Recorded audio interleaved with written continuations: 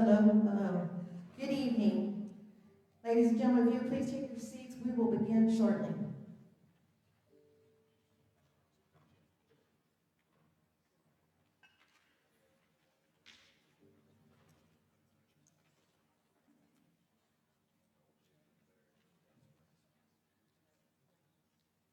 On behalf of the Comanche County Republican Party and the Grady County GOP, welcome to tonight's School Superintendent's Candidate Forum.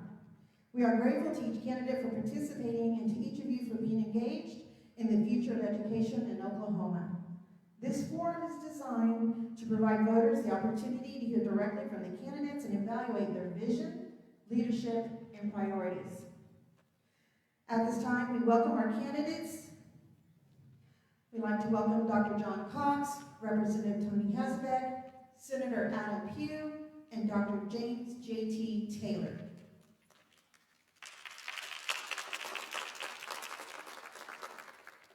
At this time, we'd like for everyone to stand, if you can, and join me in welcoming Colonel Retired James Pleasant to the stage to lead us in invocation. Let us pray. Heavenly Father, we come before you today with grateful hearts, thanking you for your blessings of liberty and the opportunity to gather together. We ask your presence to lead us and for your wisdom to guide us through our discussion and our decisions. Help us to be good stewards of this state and this country, working to protect freedom, uphold justice, and restore a spirit of hope across our land. May your blessing rest upon the endeavors and upon this great state and, of course, the United States of America. We ask this in your precious Son, Jesus' name we pray. Amen. Amen. Thank you, Colonel Pleasant. Now, if you'll please remain standing if you're able, as we honor our nation with the Pledge of Allegiance, Senior Chief Petty Officer Retired Mark Lockridge.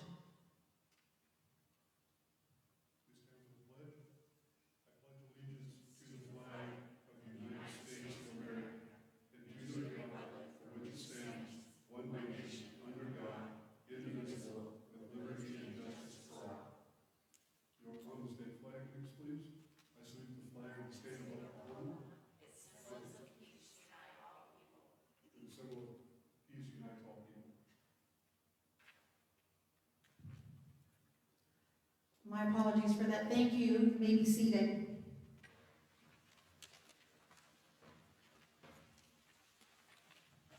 Tonight's forum is moderated by Dr. Elizabeth Pleasant and Jennifer Strand, both of Lawton Public Schools.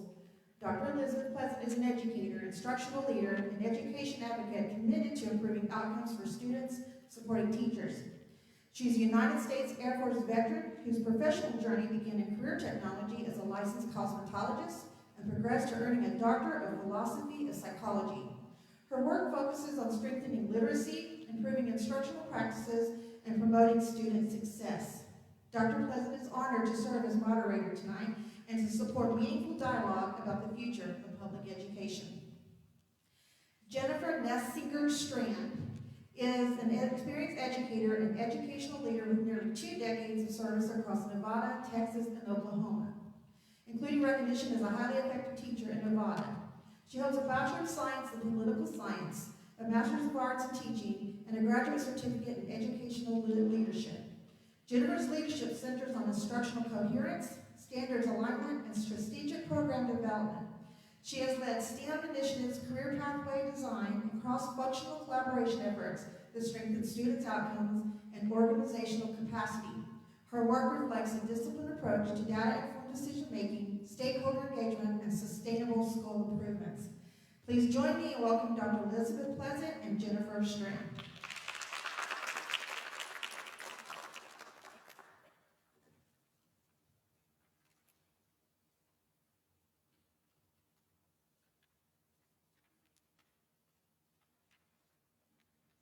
Good evening, and welcome to tonight's State Superintendent Candidate Forum. My name is Dr. Elizabeth Pleasant, and I am honored to serve as your moderator. Tonight's forum provides an opportunity for voters, educators, parents, and community members to hear directly from the candidates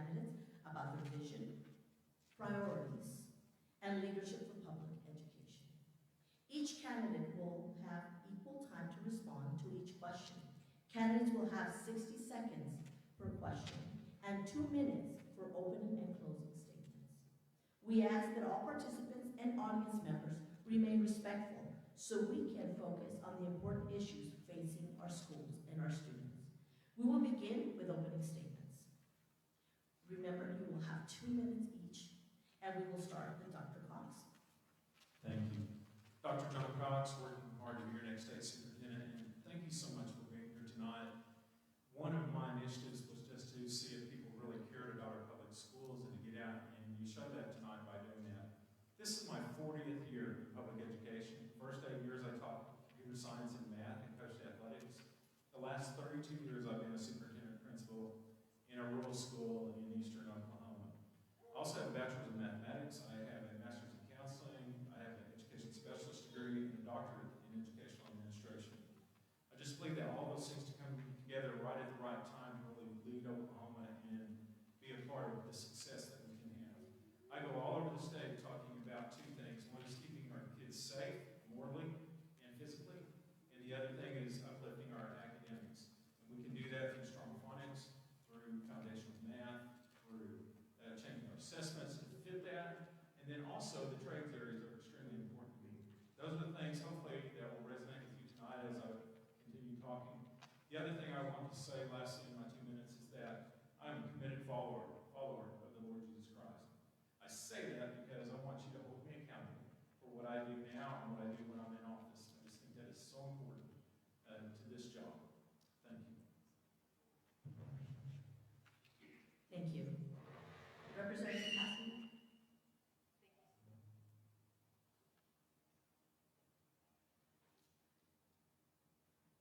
Thank you so much. My name is Toni Hasenbeck. I'm running to be the next Superintendent of Public Instruction for the state of Oklahoma. 27 years ago, I started teaching at Fletcher, Oklahoma, and in the next 20 years, I taught every age of child.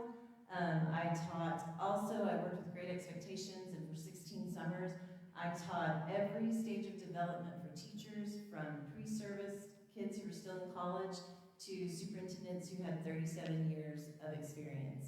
And I got to be a school librarian here at the elementary school, and I used to tell my teacher friends that I got to have 32 first days of school because there were 32 teachers that sent their kids to the library. That was an invaluable experience, being able to turn around lesson plans that quickly.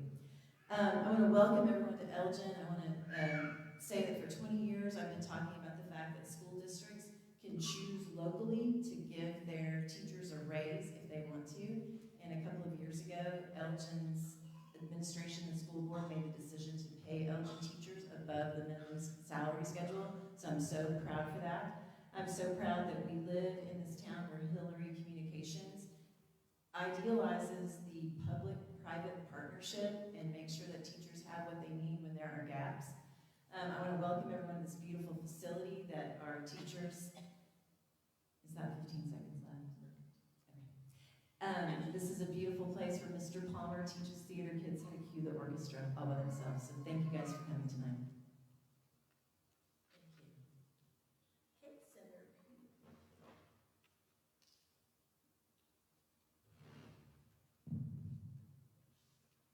Good evening, everyone. My name is Adam Pugh. I currently represent Edmond and Oklahoma City in the state Senate, and I have served for now the last 6 years as the Senate Education Committee Chair. I grew up in a small town about the same size as Elgin, and I was convinced for years that we were the only Republican family in my town. In October of 1995, I registered to vote as a Republican. My mom was so excited she brought me to her first precinct meeting. And I became the vice chair of the precinct because we were the only two people who showed up at the precinct meeting. So I think I'm right that we were the only Republican family in my small town. But I was raised by a single mom in poverty. And I wouldn't be before you this evening if it wasn't for education. It truly was the tide that lifts all boats in my family. And so I first learned leadership from my mom, who in very difficult financial circumstances led my sister and I and our family with grace and humility and integrity. And I was very fortunate to serve in the United States Air Force, the greatest fighting force the world has ever seen, where I was able to forge my leadership skills, leading men and women from all around the country in lots of air operations around the world. The Middle East, the Balkans, Southeast Asia. And then I left active duty and I started a business. And as a small business owner, that will stretch your leadership skills like you can never imagine. Because you start to have to deal with finance issues and HR issues, and you have to know legal issues. And you're the one responsible for that money when you write those checks to your employees, and you have to make hard decisions. This job, ladies and gentlemen, is a leadership position. You don't hire teachers in school districts. That's what school district superintendents are for. And my leadership experiences are why I'm running for this position. And I hope to demonstrate to you tonight that I've got the right leadership skills to be the next state superintendent for Oklahoma. Thank you. Dr. Taylor. Yes, I'm Dr. James Taylor. I go by JT. I am a husband. I am a father. I'm a grandfather. I'm a teacher, and I'm also a pastor of a local church in Norman. That's my real passion is in the pulpit. I love that. I am also a lifelong constitutional Republican who has being fiscally responsible and a black Republican. There's not a whole lot of us, but I'm one of them. And I'm running for this position because I think that this is most of it, not most of it, part of it is because my wife insisted that I do this, and you've got to listen to your wife. If you don't, you're in trouble. But I think that this is a situation where I think any one of these guys up here, you have good choices.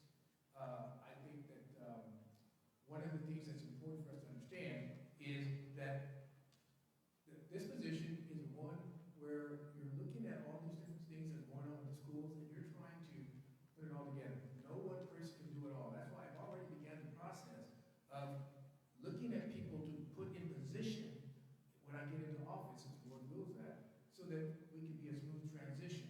Because there's no one person can do it all. No, if they think they can, they're deceiving themselves. And so that's one of the things that I'm going to try to do, is surround myself with the right type of people who will make Oklahoma's education system phenomenal. It's something that we can all look at and look at it from a perspective that this is a good place. And so one of the other things that I want to restore, I want to restore confidence in our public schools. It's dropped down to 31% here recently, and that needs to change this last year. So one of the things I want to do is try to do that as well. Thank you. Thank you. Thank you, candidates. We will now begin with the moderating questions. These questions you've had an opportunity to preview, and you have received a head schedule. You have 1 minute to answer. We will begin with Dr. Taylor.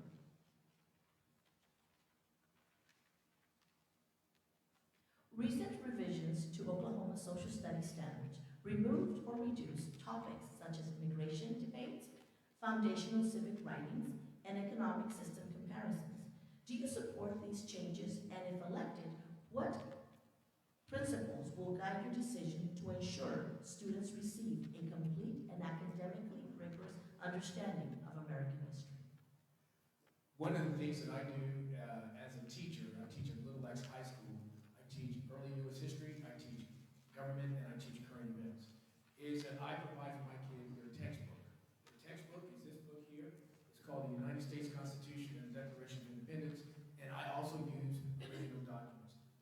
Those are in reference in my classroom, that they can go and look at those things and pull them up and we'll look at it. What happens with this is there was some controversy with some things that was done, and you don't have to go there, because if you teach American history, when you see Washington talk about religion and morality being the pillars of our foundation, when Washington spoke of those things, he used that as his religion was Christianity, and that's what it was. And so you use those original documents, and that takes care of all this other mess that's going on. Time is up. Thank you. Thank you. Senator Pugh, would you like me to repeat the question? Yes, sir.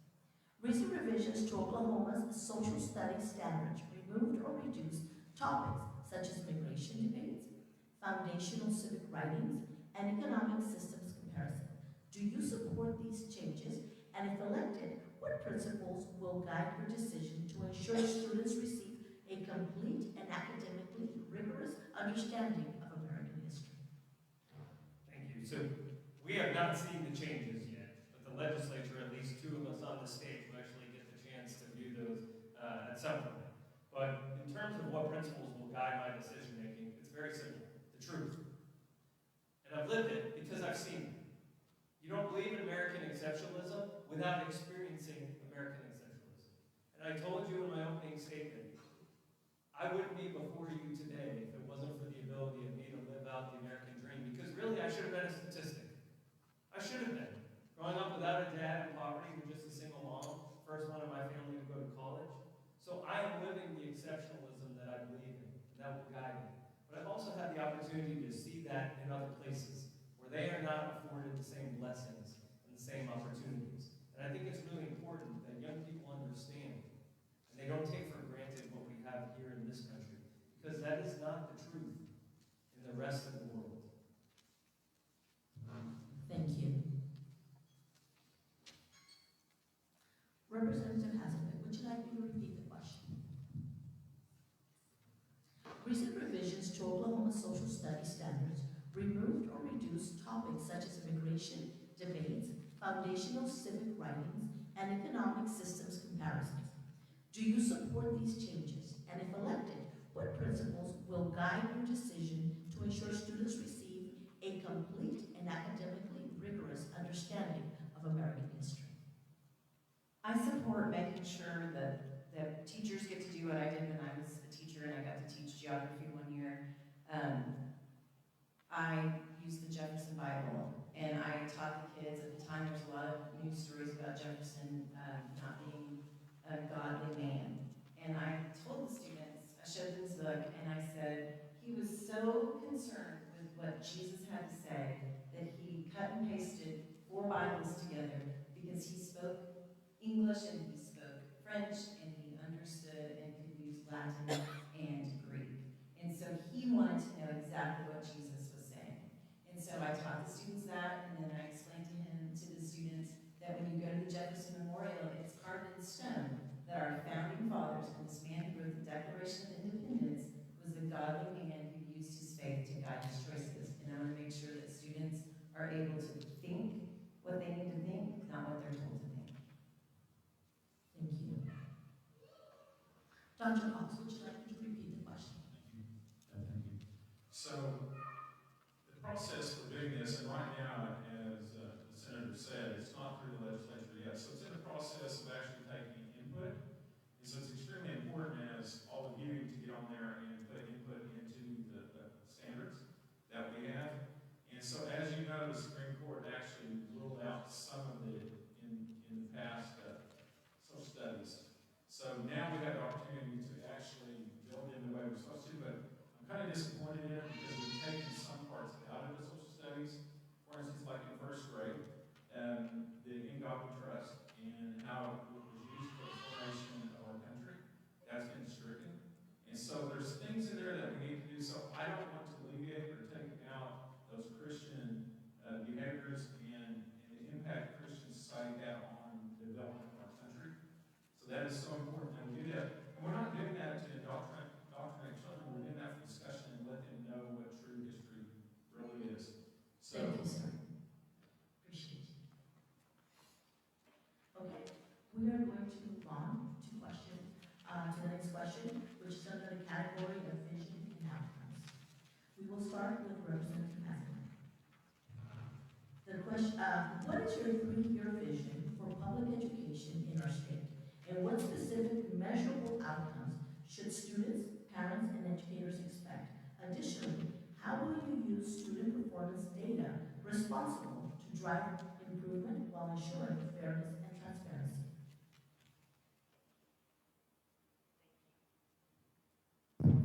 Thank you. Okay. First of all, as the superintendent, I would consider that to be the leader of all the teachers in the state of Oklahoma. So teachers will be respected, and that will start with me. And teachers are also anyone in our state who holds a certificate for building principals and superintendents. Those 540-some experienced superintendents, I've got to make friends with them, and I've got to get them to trust me, because we have some very difficult facts to look at. Some of those facts include 30% of our 8th graders aren't reading on grade level. That's a big fact. Another fact that we've got to understand and change is that we spend 60% of our education dollars on non-instruction.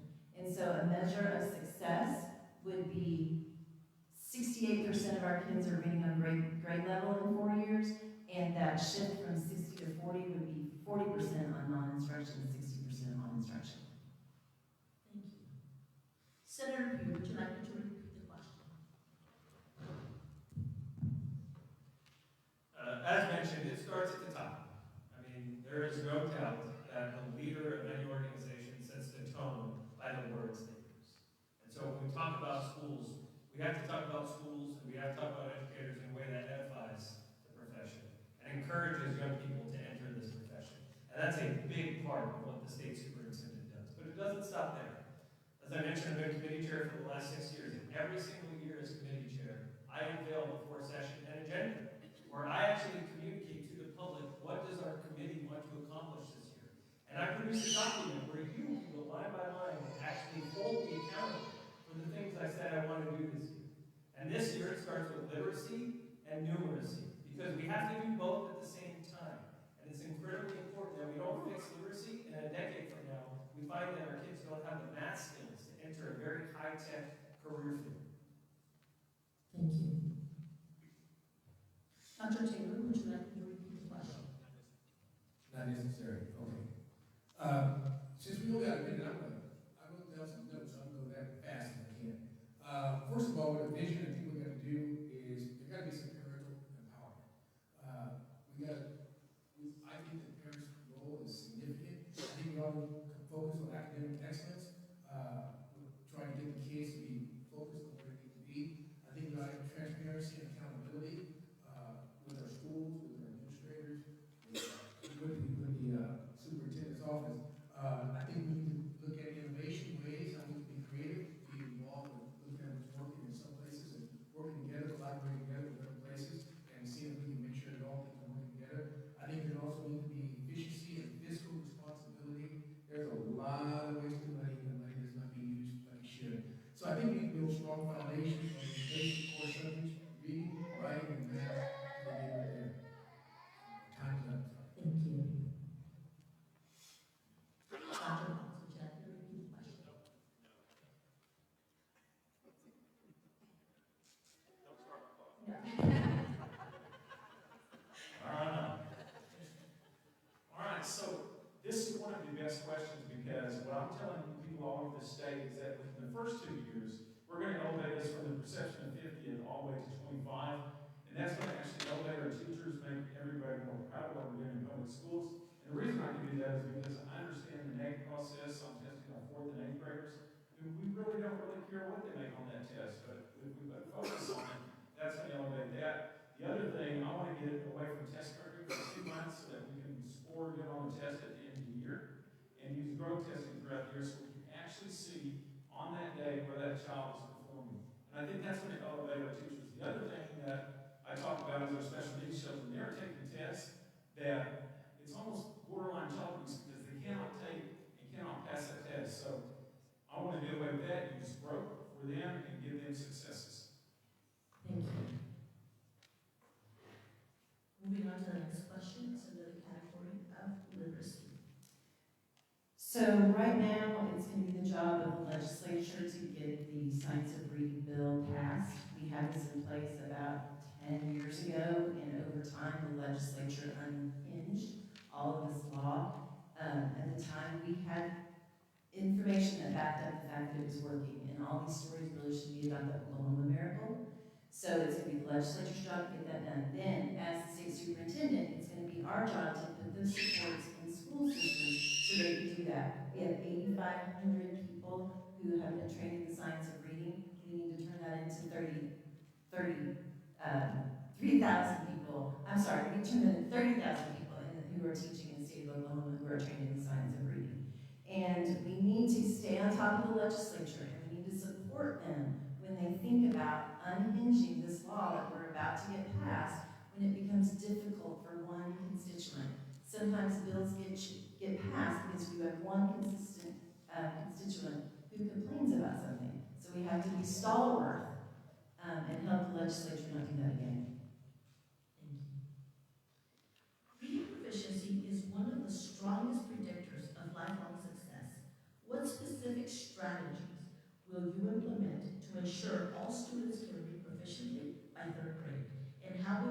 support schools in achieving that goal? Senator Pugh. Let me make a stronger point. You could go to our prison population in Oklahoma right now, 90% of them would have failed the third grade reading test. That's how important it is that we get this right. But I'll argue that third grade is too late. It's got to be much earlier than that. In fact, it should be kindergarten. And our teachers should have resources and the ability to identify a child as early as kindergarten, pre-K if they have a program, but kindergarten, to identify a child that's behind, and then resources to intervene. Now, those resources come in many forms. Number one, it's a screener. Number two, it's science of reading training. Number three, it's continuous professional development. But most importantly, we also have to understand that children learn, and they're all unique, and they learn differently. And so not only do we have to make sure that they have resources, but they have to have the resources to reach every kid individually. That means different books for different kids based on interests, like my kid, who's 8 years old and wanted to read about airplanes, Thank not you, sir. princesses. So I think it's incredibly important that we get this right. Dr. Taylor, would you like to repeat the question? Not necessary. First of all, we need to do assessments and interventions as often as we can, as early as we can, so that we can catch these kids who might be falling through the cracks. Teachers need to be adequately trained so that they are able to deal with these students. When a parent or a teacher identifies a need for evaluation, it needs to be done regardless if there's any kind of reading plan that's in place for the kids. When a student is identified as struggling and risk retention, parental notification needs to be immediate, that they need to start the process right away. Provide students who are struggling with in reading with an individual reading plan and interventions that can take place immediately. Parents will be given the opportunity to be involved in the process to provide whatever they need for the kids so that they can practice the stuff at home as well as in school. Students with disabilities as a whole should not necessarily be exempt. There's a lot of students who can do things that they can still focus. When a student is retained in full intervention, and my time is about to go, any school that has a lot of Thank you, problems. sir. That is your time. Dr. Cox, do you need to repeat the question?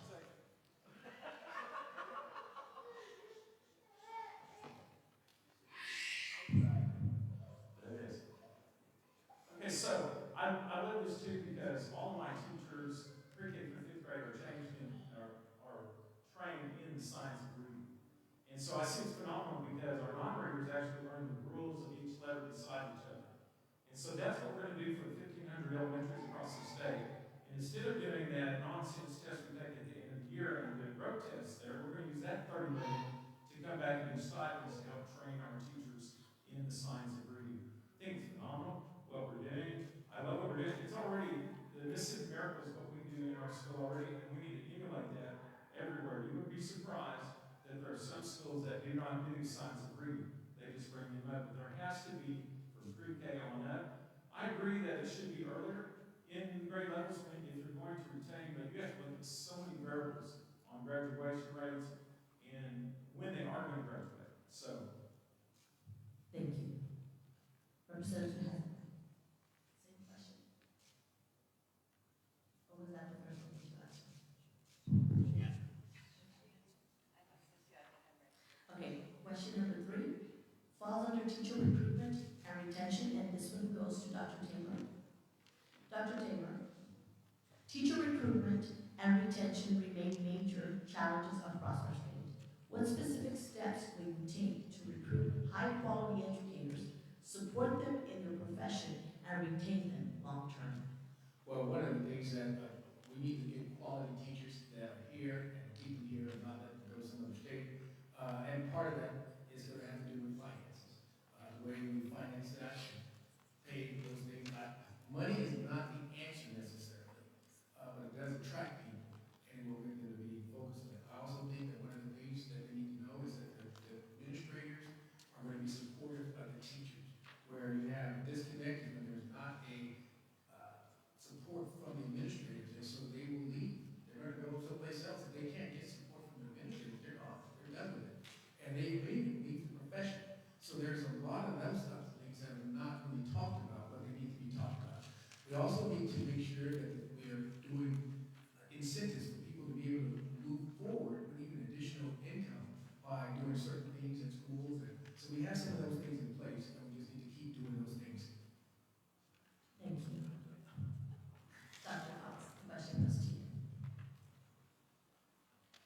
so important, but I think we're heavy on actually recruitment more than we are on retention. And so those teachers, I've got at least 7 teachers that have been with me over 25 years. And so when we get $4,000, and actually $20,000 over the first 5 years for new teachers, and I see our teachers that have been with us and valued for that long, and they're not getting anything, there's a problem there. But there's a bill right now that you can retire and then immediately start making your full salary again. And I'm hearing from schools all over the state that says, hey, we can hang on to 5 to 10 teachers for another 5 to 10 years if that will get passed. And I kind of leave that up to these two because they have the power to get that across the finish line. And that is so important, especially borderline, but even in the middle of the state. Those teachers need to be valued and they have so much to give, and they would stay with us instead of dropping out. So let's put our focus on those career teachers that have been there with us. Thank you. Representative Hasenbeck, do you repeat? Thank you. For teacher recruitment, 3 years ago, we passed a bill that allowed a scholarship program for kids to enter the teacher pipeline. 4 years ago, we had 300 kids in the teacher pipeline. Today, we have 3,800 kids, and I say kids, I know they're adults, 3,800 kids in the teacher pipeline. We're going to graduate about 1,000 people from college this year who want to come into our schools and be teachers.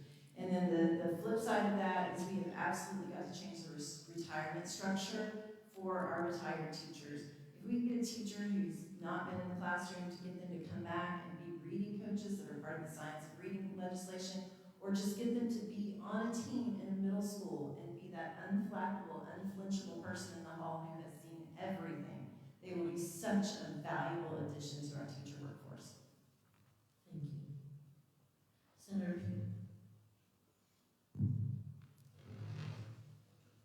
I have a saying in my small business, I have 47 employees, and in 5 years I've only lost 2. We have a saying that we train our employees to leave and we treat them to stay. And I don't think teaching is any different. There are a number of things that we can do financially. We can elevate the floor in the salary schedule. I passed maternity leave, which is my favorite bill I've ever passed, giving 6 weeks of maternity leave paid for by the state for teachers. We've done incentive pays, merit pay for teachers, where school districts get to identify their top 10% and pay above that. We've done Oklahoma's Promise for children of teachers. So we've done a number of things, but it starts in the building with your leader. If you ask professionals why they leave their jobs, they quit their bosses, not their jobs. That's what the data shows us around the country, and it's no different. So investing in principal training and school site leadership is so important for teachers because those leaders set the tone and the culture in the building. And despite what's happening at the Capitol, if you have a great culture in your school site, your teachers will stay. Thank you, sir. Dr. Cox, the next question is for you. How will you ensure that all students, including those who are struggling and those who are advanced, receive the appropriate support and challenge needed to graduate, prepare for college, careers, and civic life? Yeah, so this is very important because this is like the third platform that I talked about, especially in trades, because 80% of our students are going to go to the trades area. Only 20% actually go to college and finish. And so we know that they're going to do that. So we're already elevating them. I want to make it where every student has an opportunity to walk across the graduation stage with a certificate in their hand. The stats show that at 19 years old with a certificate, they're making $62,000 a year on the average coming out. Everybody in here needs an electrician and a plumber. And so it's valuable to allow them to come in. If they want to do auto mechanics, have them come in and be the best auto mechanic that we can have. We have to have those people. The beauty of it is going to make them want to come to school, not let them drop out of school. It's going to increase attendance, and it's just going to increase drive. But just think the economic impact that those students will have forever, the change in poverty, to actually excelling in life and being able to provide for the children. I just think it's fascinating. Thank you. Representative Hasenbeck, same question.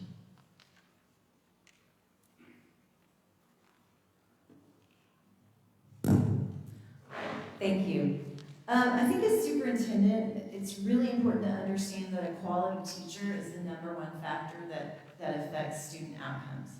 And so by being in that position and making sure that we can provide low-cost professional development that will actually teach teachers classroom management, so that every teacher feels like they are safe in their own environment, so that the kids feel safe in that environment.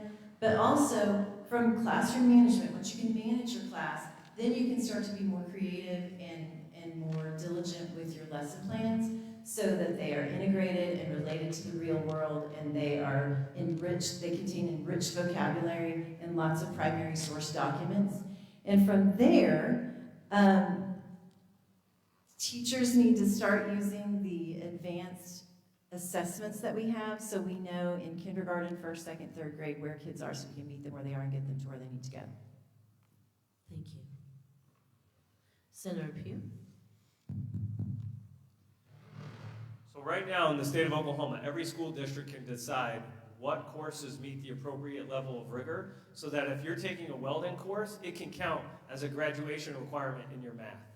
And we've given every single school district the unique flexibility to do that for their community, so that when students do graduate, they can have a high school diploma in one hand and a cybersecurity certificate in the next, and they could go to Tinker or Fort Sill and make $90,000 a year as a 19-year-old. That's a really good job, and way better than what I was getting paid when I was a second lieutenant. And you can actually do that right now with the flexibility our graduation requirements allows for.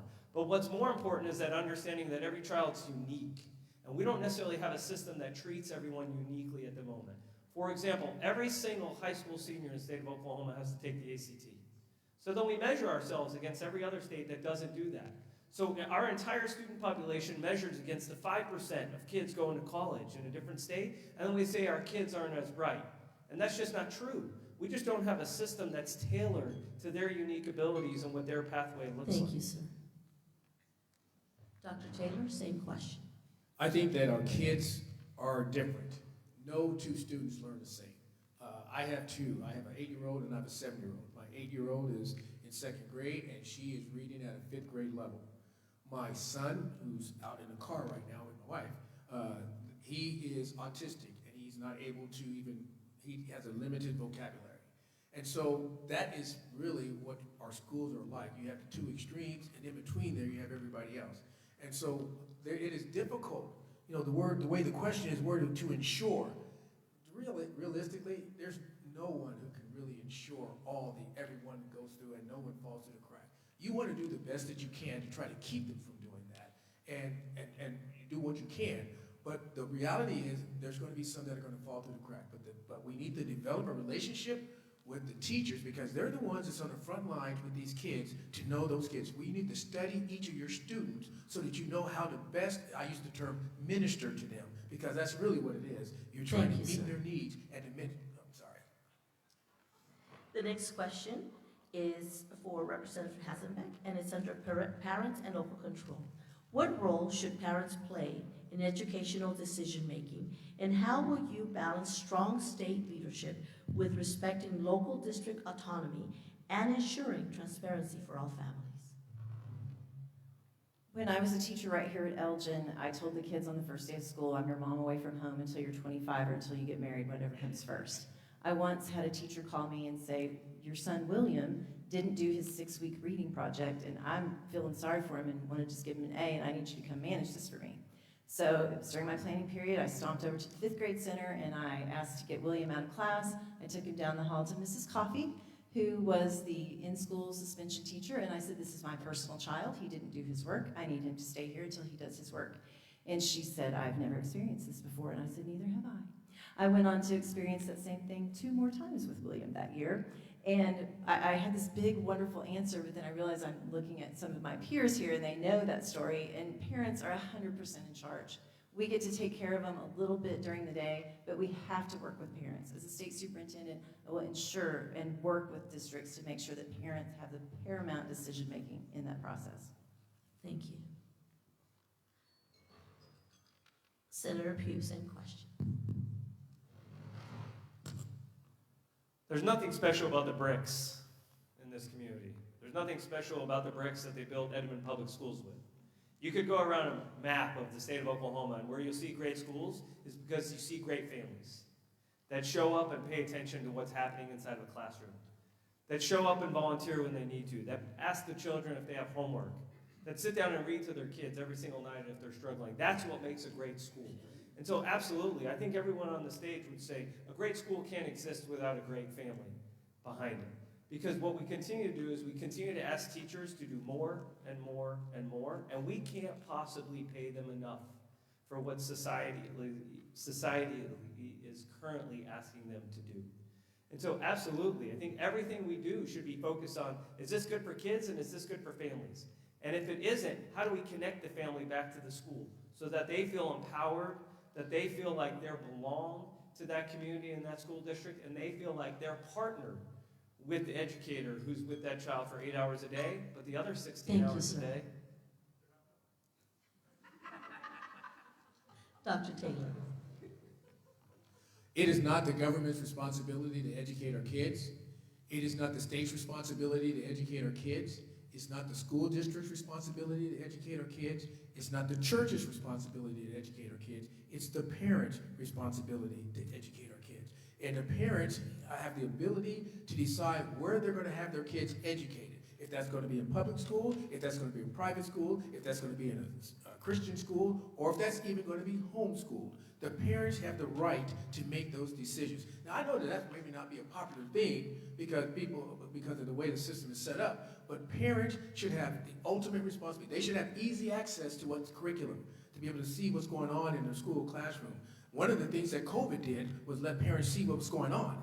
So they should be able to have easy access. They should also have easy access to opt out of things in the schools that they may have concerns about. And my time is up. Thank you. Dr. Cox.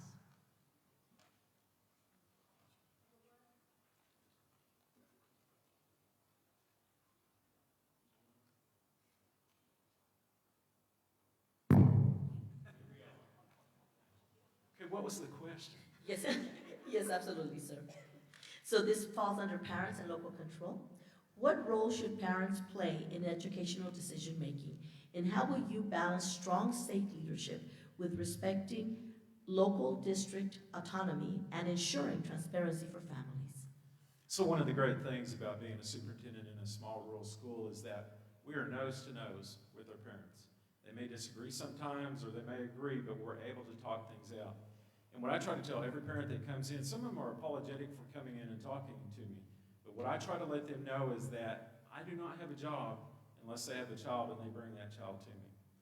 And so after we get past that, then they have an understanding of where we are. We only exist because of parents.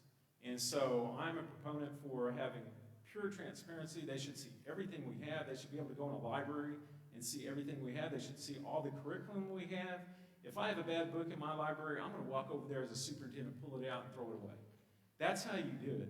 Superintendents all across the state can take those things out, and I know that's been an issue. But parents are the driver, and they always should be. Thank you. The next question falls under school leadership and safety. Can I answer the one about school discipline first? So that's the one that's the question number 6. Yes, and so we have Senator Pugh, Dr. Taylor, Dr. Cox, and then you would be finishing it up. Did she answer question 5? Question 5. I think you led with question 5. Yes. So Senator Pugh, educators and families have expressed concerns about student safety, behavioral challenges, and inconsistent discipline. What policies, supports, and expectations would you implement to ensure safe, orderly learning environments while also supporting students' well-being and accountability? Thank you. Well, this one's very personal to me because my niece and nephew were on the playground in Parkland, Florida when the shooting happened. And so because of that incident, myself and Senator Dwayne Pemberton gave $50 million a year going forward to every school district in the state to be able to expand or supplant or supplement their school security funding. So this one really matters to me. But I hear from teachers across the state that the number one issue happening inside their classroom is discipline. And it's the hardest thing for the state to legislate.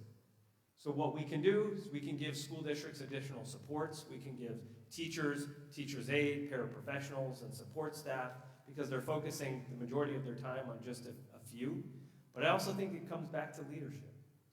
When you have a building leader who doesn't support teachers who are dealing with these challenges every single day, I think it creates an unnecessary tension. Thank you. Dr. Taylor? School discipline and safety really are two different issues. Probably should be done separately because I know I'm not going to have enough time for either one of them. But anyway, bottom line is I teach at a school at Little Ice High School where we have a resource officer there, and we also have armed teachers on our campus because we are 20 minutes away from town, so if we have an incident, it's going to take them a while to get there. So I am very much in favor of people who are responsible and going through the training to be there. Discipline, when it comes to discipline, there needs to be consistency. You can't discipline one person one way and then another person that does the same thing a different way, and then that way you create problems throughout the school district, because let me tell you, the kids talk, and they'll let everybody know, hey, well, how come you did this, and how come you did that, and how come you didn't do that? So there has to be consistency with things. But I also think, just like what Adam said, that you have to have the right things in place. We have our locks or our setups where you can only enter in certain places in our school. We have an officer there every day, and those are the things that we need to continue to do at our schools. Thank you, sir. Dr. Cox? Okay, I'm very proud of the $50 million that's been brought out through our state for security, for physical security of our schools, the moral security. I already mentioned the books in the library, transparency on curriculum, and that we need to be wide open so parents can see everything that we do. Almost 80% of our teachers are leaving the profession because of discipline in the classroom, and they're not backed up by the principal. So it's going to be very important that we do a wholesale training with our principals on how to handle discipline in the classroom. There can't be any of this getting onto a child, send them to the office, and get some candy, and then they come back. I met a teacher this weekend at AFR convention who was just crying, had tears in her eyes because her principal did not come down there and have a child that was throwing chairs in the classroom full of 28 other kids. Those things are going to have to really be focused on and isolated on. It'll be my job as state superintendent to go out and help with that training so principals can have the tools to take care of those children and know what to do with that behavior. Thank you. Representative Hasenbeck? I think as state superintendent, it would be very easy to initiate a statewide framework where any building principal who didn't know how to establish procedures could have a place to start. And as teachers and building principals work together to create those procedures, we need to understand that the word discipline comes from the word disciple, and that means to teach. And we need to teach students what the procedures are. We need to teach with the end in mind. The end in mind is them getting to the next grade and eventually joining the workforce. We have to teach people how to be good, these young people, how to be good citizens of their classrooms and their hallways so they can go be good community members in the future and members of the workforce. I want to give a shout out to Sterling Public Schools. We're going to shift to school safety. They have a sign in front of their school that says there is an armed person inside this building.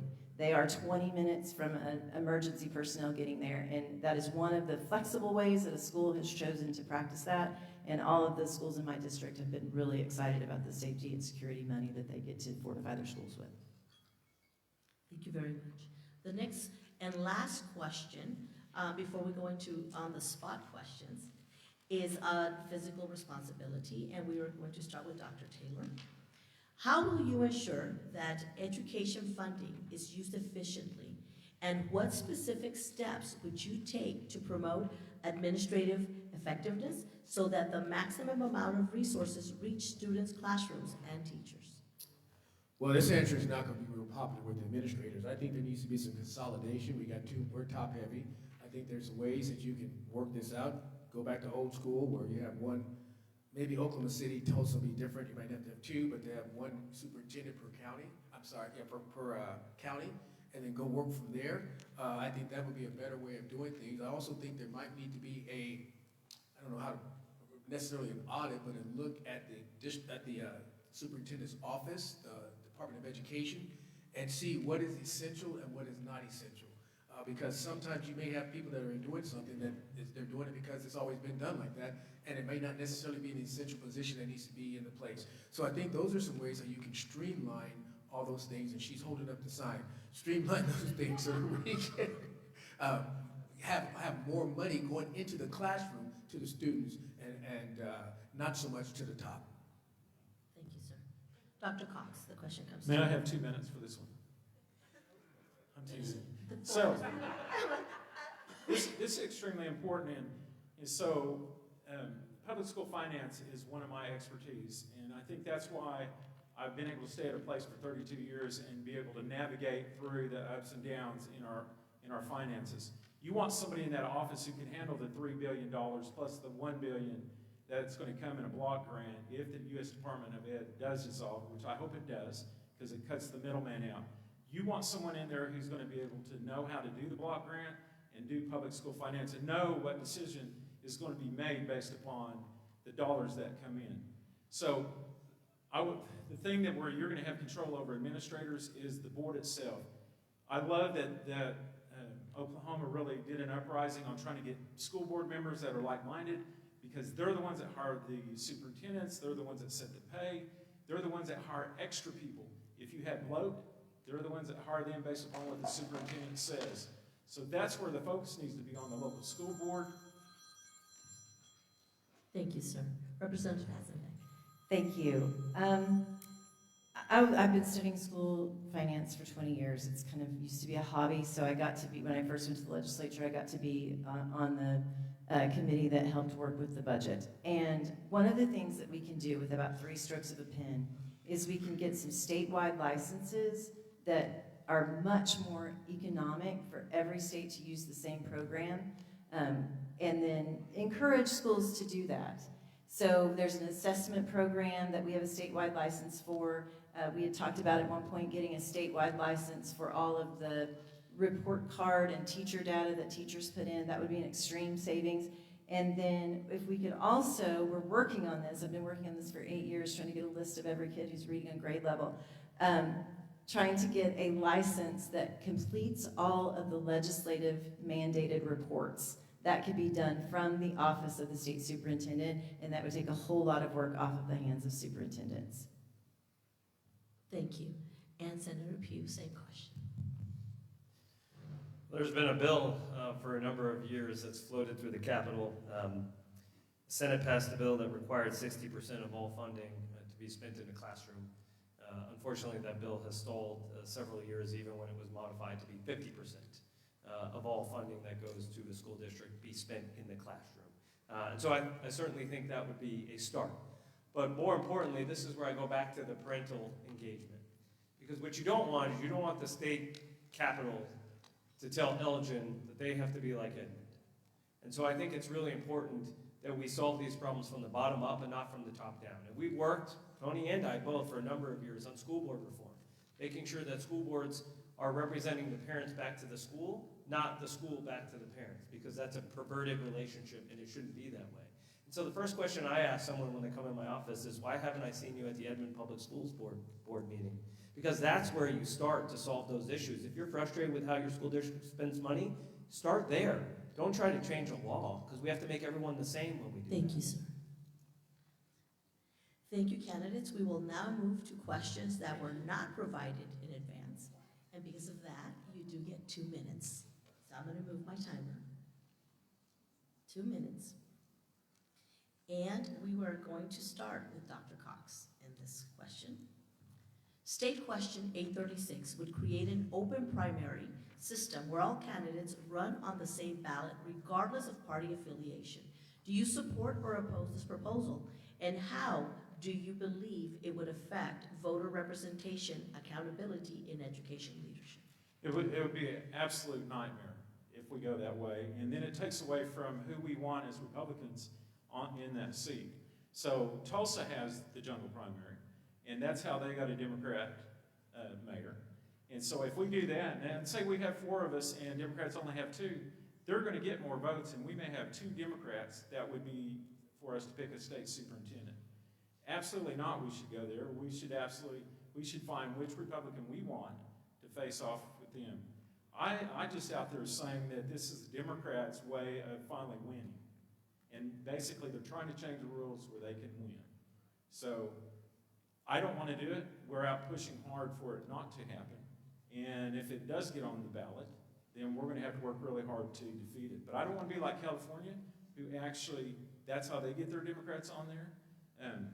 But I'm out telling people it's a jungle primary, and we're out trying to find those people that were at the stores that were making you sign those things to run them off.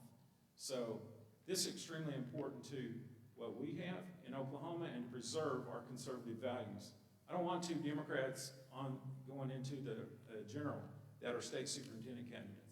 I don't want any, but I don't want two of them and they're the only choice. So that's why it's so important for all of us to make sure that we get out and make sure that that does not happen. Thank you, sir. Representative Hasenbeck, do you need me to repeat the question? I think I've got it. I 100% support uniform partisan elections at every level for any elected official in the state of Oklahoma. I had a bill die in committee one day, and it was a bill to make all the school board and all the school bond elections happen on 2 different days instead of all these random days. It's the first time I ever had a bill die in committee. And so it was a good experience for me to have that. But again, I'm going to say I 100% support uniform and partisan elections at every level of government in the state of Oklahoma. Thank you. Senator Pugh, same question. Do you like me to repeat it, sir? Did you say we get 2 minutes for this? Yes, sir. No. It's easy. I think there's uniform agreement here. I've actually come out very strong. I made videos for the Oklahoma County GOP. We've even made videos on how you remove your name from the petition, although now the petition has been filed with the Secretary of State, and they're counting the signatures at the moment. But I want to be clear here. I was at Walmart, this was back over Christmas time, and I had an individual with a clipboard stop me and ask me, he said, "Do you think everybody should have the access to be able to vote in Oklahoma?" And I knew where this was going. He didn't know where I was going. And I said, "Well, yeah, why don't you tell me more?" And we started to have a conversation. And he sold it as, this is an open primary. Folks, this is not an open primary. It's a jungle primary. And that's a funny little twist of the words there by those who support turning us really into what's a California-style primary system. Where, as was mentioned, is that in a predominantly red state, in most great communities around the state of Oklahoma, you'll get 5, 6, 7 Republicans, and you might only get 2 Democrats. And the way the numbers would work is that the Democrats may end up the top 2 vote getters. And so you'd have a community that put up 6 or 7 really good Republican candidates, but come general election time would only have 2 Democrats to vote for in the general election. So it's absolutely a scam on behalf of outside influence and out-of-state money to change the electoral system in the state of Oklahoma. And all of us, regardless of, I don't even know your partisan leanings here this evening, but regardless of that, we should fundamentally reject the idea that a non-Republican should be able to determine who the Republican nominee is for any level of government. I wish I had 2 minutes on some of them other questions, but because this was an easy one. I think it is a disaster looking for a place to happen. And hopefully, when they start counting the signatures, it is my hope that they don't have enough to even put it on the ballot, because this would not be good. The second part of the question of how to impact education, not quite sure how that would do it, but I'm pretty sure it probably would not be in a positive way. But I would just think that this is not a good idea. I can't even imagine any Republican running out and saying, "Hey, this is a good idea." I just can't even imagine what a Republican would think in that regard. And I think, we are all on that same page here. Thank you. The next question is regarding civic engagement. And we will start with Representative Hasenbeck. What role do you believe public schools should play in supporting students' civic engagement, and how would you ensure instructional time remains focused on academic learning while respecting students' rights and responsibilities? I want to add that on Friday, all 4 of us were at a candidate forum, and we had 2 minutes for each question. And we kind of had our answers down, and now we're having to speed that up a little bit. I feel like maybe if we're asking about student engagement, that we're talking about students participating in walkouts. I believe that activism has a price. And if you are being an activist during the school day and leaving campus where people cannot keep you safe, you're probably engaging in truancy. And that's how I feel about that. I do think that it's really important to have highly qualified teachers talking to students about things like this and saying, you know, if you were really a big activist, you might get up early on Saturday morning and do some of these activisty things that are so important to you. Otherwise, it kind of looks like you're just trying to skip class and trying to use any excuse to make it happen. And I think it's really important that we talk to kids about the women's suffrage movement. And hey, ladies, a little over 100 years ago, women were being beaten in the streets because they wanted to go vote. And talk to kids about sometimes being an activist is getting up and going and voting. Sometimes being an activist is running for office or running for school board. It's the single most important job in our nation right now. So I would challenge those students that maybe activism isn't getting out of class early. It's doing other things that are maybe difficult and hard and require thought and require action. And truancy should have a consequence, and that should be met. Thank you. Senator Pugh?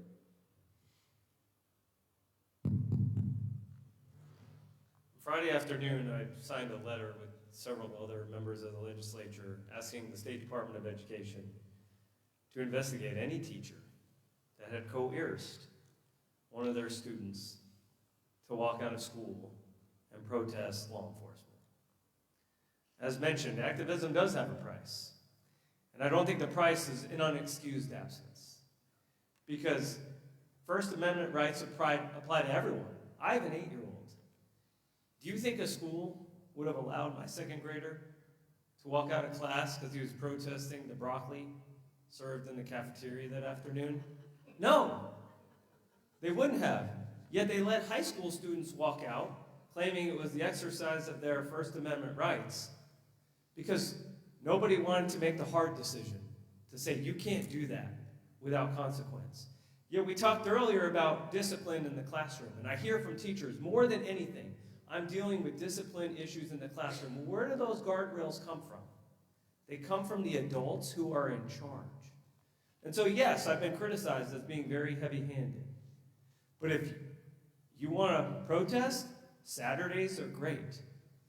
How about Friday mornings at 05:30 before school? How about writing an essay or walking around your school and getting signatures?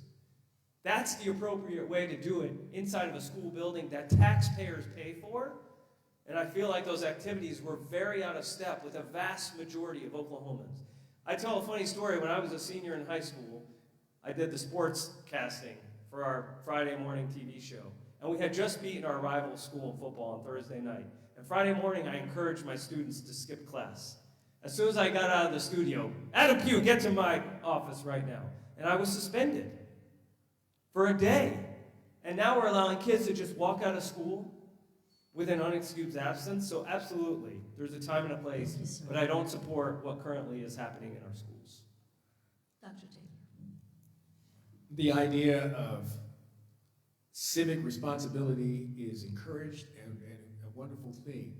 However, there is also some limitations to that.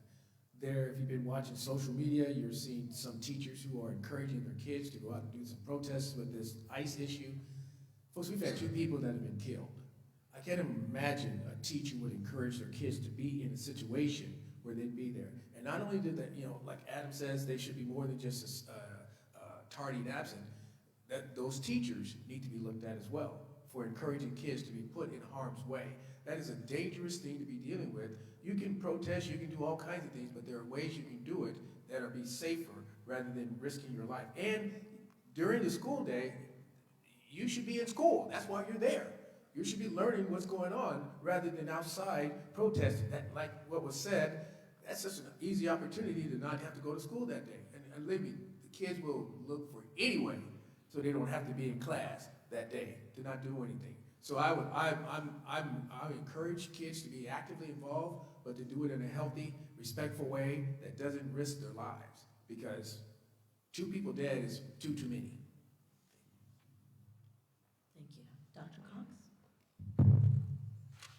civic engagement is extremely important, especially for young people. And I think one thing that helped me elevate when I was younger was being involved in student council and being in leadership positions in high school, and then as you go on to college, and then throughout my career as a superintendent, I've been able to be on statewide boards and be chairman of those boards. So civic engagement is extremely important, but it's also important for teachers to be able to teach how to do it and how to do it respectfully. And as was said, you can always find a time after school or before school or on the weekends where it really probably means more because you're sacrificing your time. But I want our young people to be engaged in what we're doing, but it has to be in a respectful manner, and they have to learn that if it's not, there are consequences. I was on a podcast this past week asking me what I thought about that and what should be the response of a state superintendent. And then there's that fine line that we talked about a while ago about local control and how they're handling it. But anytime a student walks out of class, to me that is truancy. And if a teacher is promoting that, they're promoting truancy. And so they should be dealt with a plan of improvement, and then you go through that process so that it's all legal. But it kind of bothered me because on some of these, you saw on some of those podcasts and on Facebook, you saw cars running by fast honking horns. It only takes one slip up to kill a child. And so the question is, who's responsible? I felt like if I'm superintendent and those are my kids, I'm responsible. But then where is the parent too? Where is the parent coming in and saying, you better stay in class, you better stay where you're at? So there has to be a relationship there. But as far as state superintendent over these, I think there needs to be a strong voice that says, this is not allowed. We're supposed to be in school to learn. We've gone a long ways away from what we're supposed to be doing in our public schools. And so we just need to get back there, and we need to start promoting what we're doing to give them a better future, not getting out of class. Thank you, sir. Okay, the next question is about support for Oklahoma. And we will start with Senator Pugh. Support for Oklahoma. And it will start with Senator Pugh. Leadership is demonstrated not only in winning, but in how one serves regardless of the outcome. Each of you has demonstrated a deep commitment to education. If you are not elected state superintendent, how will you continue to contribute your knowledge, expertise, and passion to support the incoming superintendent and strengthen Oklahoma schools for the benefit of all students? Well, again, it starts at the home. It's actually the most important title I've got is dad. And I mentioned to you earlier, I actually grew up without one. And so every day I take that responsibility very seriously. When I send my 3 little kids to school in Edmond, I have a 14-year-old, an 11-year-old, and an 8-year-old. And that's where it starts for me. And so regardless of the outcome, regardless of winning or losing, I will continue to embrace that responsibility above all. I will absolutely continue to work with whoever wins. I've never been on an airplane rooting against the pilot. I've got 3 little kids in this. I'm vested in this. I'm a business owner. I want to see Oklahoma thrive. And I think education is the tide that lifts all boats to make sure that every single kid has the ability to be that all that God has called them to be. It comes from education.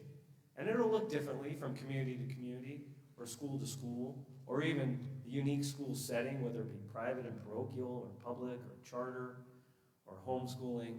But I will gladly support anybody here, and I will work alongside them. First, as a dad and a husband who sends 3 kids to school prepared to learn and be great listeners and be kind to their classmates, offering my policy expertise.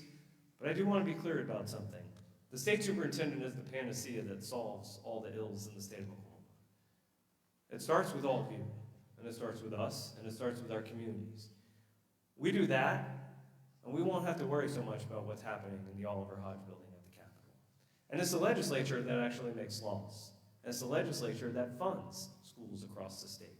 And I think we need to be very mindful of what we're looking for in the state superintendent. Because it has to be someone that knows how to walk the halls of the Capitol and work with the legislature and collaborate with them to get stuff done. So I will do that regardless of what my title is. Thank you. Dr. Taylor. One of the things that I already do is, as I said, I'm a pastor. These guys, they don't know this, but I pray for them every single day, that will go well with them, that they will be healthy. And so they don't know it, but I do that. I don't want anything bad to happen to them. I will continue to support whoever is selected in that position. I will continue to do the things that I've done. Just real briefly, hopefully I get this in.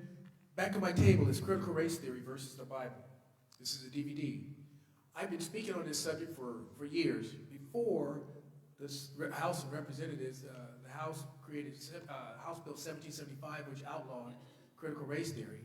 And so the AG's office called me one day and said, hey, I hear you are the tip of the spear on critical race theory. I said, I don't know about that, but I do talk on it. They said, we would like to use your information because a group of parents and administrators and teachers had sued the state for passing that. And so they used my material to support to win their case. So, I mean, I'm going to continue to do things even though I may not be in a position to have an influence.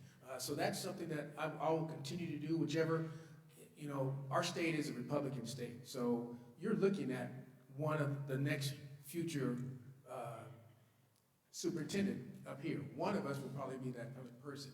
And so whether it's me or whether it's one of them, I'm going to continue to support them. I'm going to continue to pray for them because whoever gets in office, they're going to need more prayer than they've ever had before. Because it is, you know, when you're at the top, you're the target. When you're there, people come at you, and they're going to come at you from every different way, but kind sometimes. And so being supported by prayer is something that's going to be something I will continue to do to encourage them. Thank you. Dr. Cox? So, this campaign, and most of you in here know that I've been interviewing for this job. And as my life comes together, I've been in a place right now where I can do that job. And so, but I try to tell people this isn't about John Cox being state superintendent. This is a Christ-led campaign. This is about doing the plan that is out there that God has for me. I don't know what it is, but I know that in the past, I've always supported who was in there. I've been on the state superintendent's committees all throughout these years. I'm president of 91 schools across the state who we just finished the state basketball tournament with 60-something teams in Shawnee this last week. I am active in Oklahoma and what we do. I am active at the Capitol. I walk the halls of the Capitol. I know most of the legislators that are up there. So I am really apt at what I'm doing. But this isn't about me.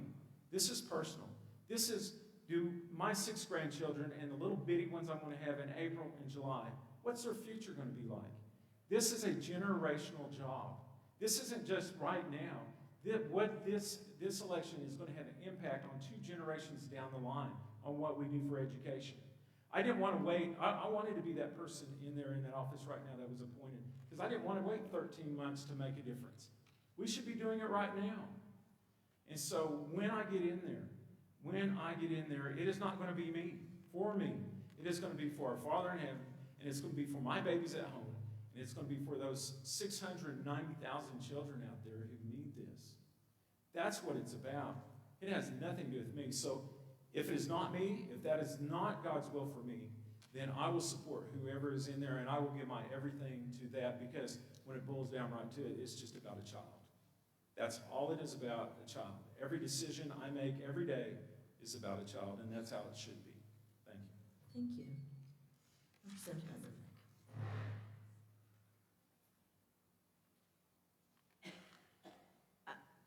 On April 1st, I will officially vacate my seat for the House of Representatives. I can't run for 2 offices at the same time. About 2 weeks ago, I realized I was really good at my job at the House of Representatives, and I get to be in a lot of cool rooms where a lot of big decisions are made. And why on earth would I want to give up that job? And I had a teacher tell me 22 years ago, she said, you know, you have a lot of this stuff figured out. You should be the state superintendent because teachers could follow you. And over the next almost 20 years, I worked with teachers. When I was a school librarian, I put a piece of paper in 6 ladies' boxes that said, I think you have the skills to be a nationally board certified teacher. And I think at one point, all of those ladies got to be nationally board certified teachers. And so I know that in the summer times when I used to teach Great Expectations, I would have people tell me hey, I practiced your discipline philosophy in my classroom, and it made a really big difference to me, and it made a difference to the kids in my classroom.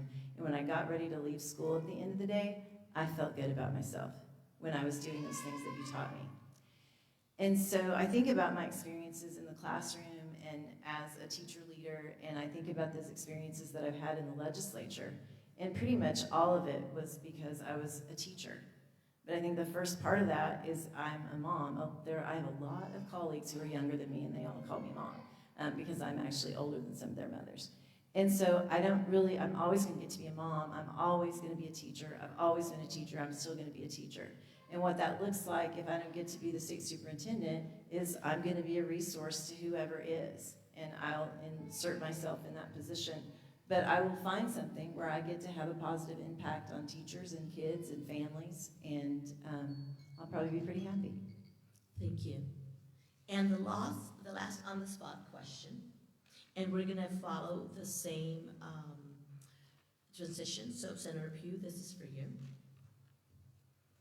Oklahoma has approximately 500 school districts and spends an estimated $44 to $65 million annually on superintendent salaries. Do you believe this administrative structure is financially sustainable?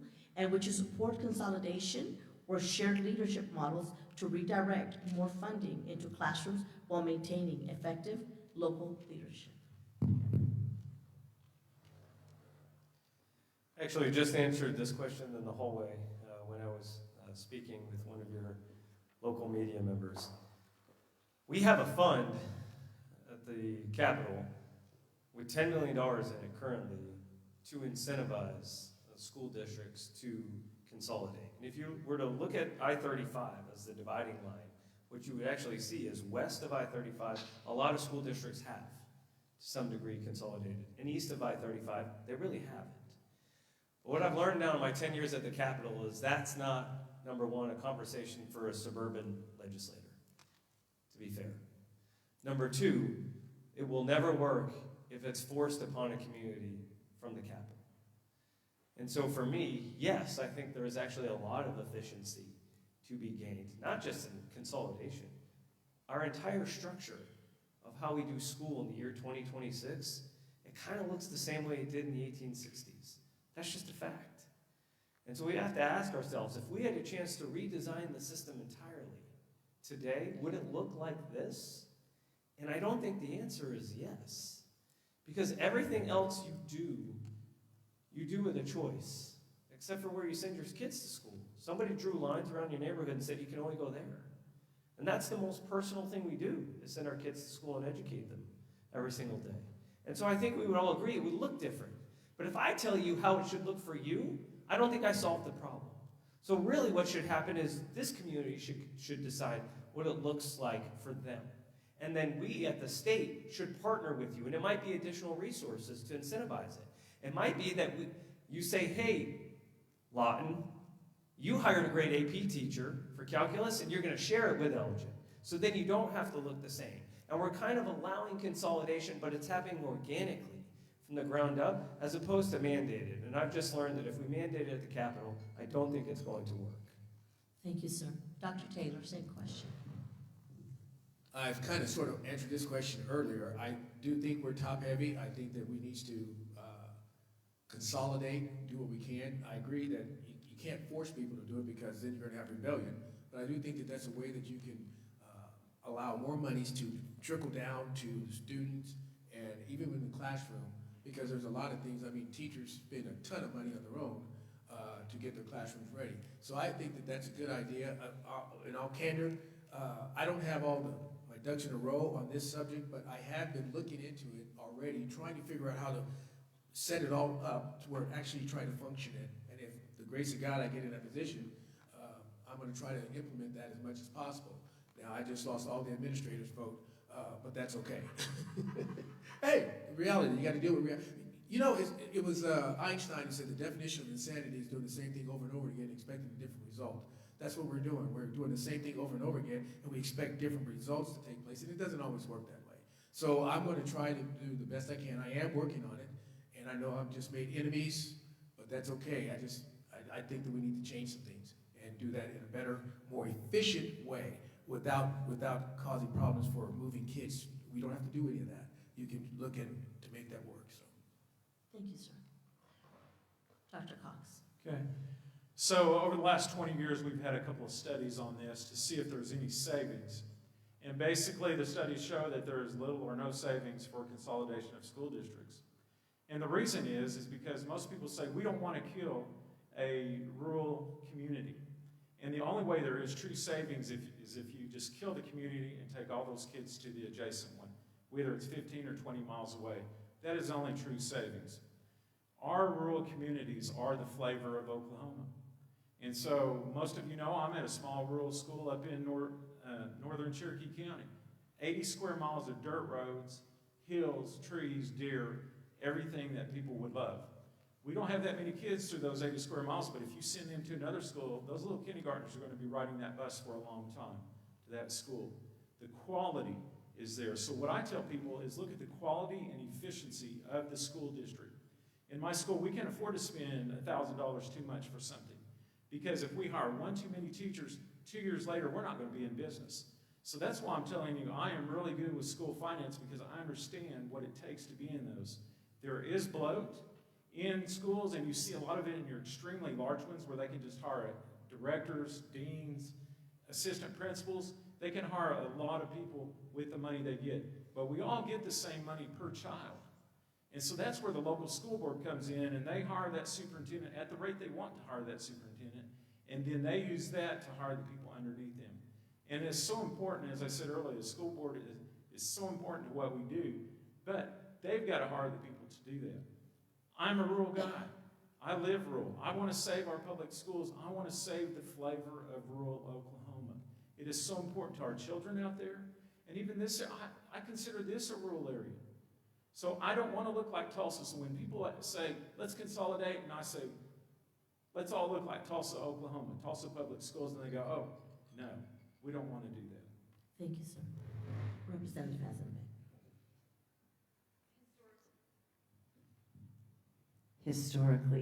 Historically, District 65, even before the last redistricting, District 65 has been the home to some of the most successful school consolidations over time, where communities decided we need to get together and have a school here, and both communities say we want there to be high standards, we want academic rigor to be a part of this, we want our kids to be able to go and be a part of the workforce. So I got to be the state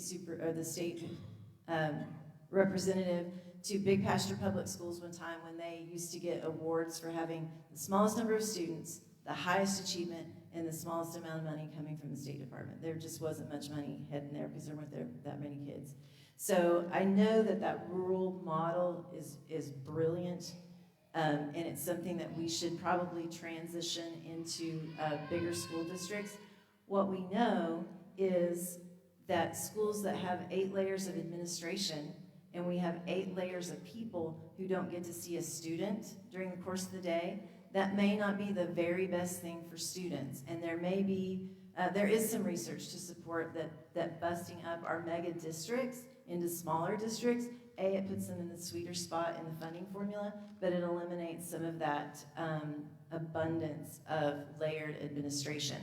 Neither one of those ideas is incredibly popular, and it would take a lot of community work to get that done. So my solution to that I would offer to state superintendents or to superintendents across the state is to be the very best instructional leader that you can be. Be an example. Let the teachers in your school think that you can come into their classroom and do everyone's job. I know a superintendent who did that. She would draw a name out of the hat and she would go be that teacher for a day. So everybody in her district knew she could do everybody's job. And it really made the people that followed her work harder and do a better job. Thank you. As a follow-up question to that question, would you support reducing the number of superintendents that we have? We have anywhere from 500 to 512 superintendents. Would you support creating different regions in order to reduce the number of superintendents and bring that money down into the school system? Yes, if you can answer, and then we'll go around. This has been a question that I've heard probably for 20 years. And the true economy of that is what we spend on superintendent salaries is about 1% of the entire education budget.